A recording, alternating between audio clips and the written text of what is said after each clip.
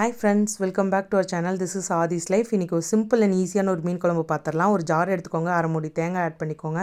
அதில் பூண்டு, ஜீரகம், கொத்தமல்லி தூள், மிளகாத்தூள் ஆட் பண்ணி அரைச்சி ரெடியாக வச்சுக்கோங்க. ஒரு கடாயில் கடலக்கொட்டை எண்ணெய் ஆட் பண்ணிக்கோங்க. அதில் சின்ன வெங்காயம் ஒரு 20 ஆட் பண்ணிக்கோங்க. ஒரு கருவேப்பிலை ஒரு கொத்து ஆட் பண்ணிக்கோங்க. 20 பூண்டு ஆட் பண்ணிக்கோங்க. அது கூட ஒரு தக்காளி ஆட் பண்ணிக்கோங்க. இதை நல்லா வணங்கட்டும்.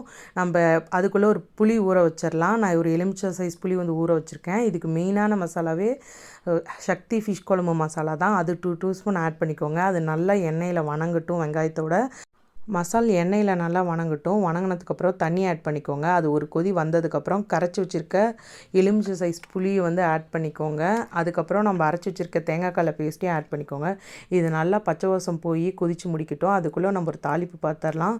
கடாய் வச்சுக்கோங்க. அதில் கடுகு, வெந்தயம், குட்டி குட்டியாக சாப் பண்ணி வச்சுருக்க சின்ன வெங்காயம், கருவேப்பிலை, அதில் ஒரு வரமிளகா கிள்ளி போட்டுக்கோங்க. கிள்ளி போட்டுட்டு இந்த குழம்புல டாப்பிங் போட்டுருங்க. குழம்பு நல்லா கொதித்து முடிச்சிருச்சு. இப்போ நம்ம மீனை ஆட் பண்ணிக்கலாம். நான் இன்றைக்கி பாறை மீன் தான் ஆட் பண்ணுறேன். நான் வாலும் தலையும் மட்டும் தான் ஆட் பண்ணுறோம். நாங்கள் மீன் சாப்பிட மாட்டோம். அதனால் குழம்புல போட்டிருக்க மீன் ரொம்ப கொதிக்க விட்டுறாதீங்க. பாறை மீன் சீக்கிரமாக வெந்துடும்.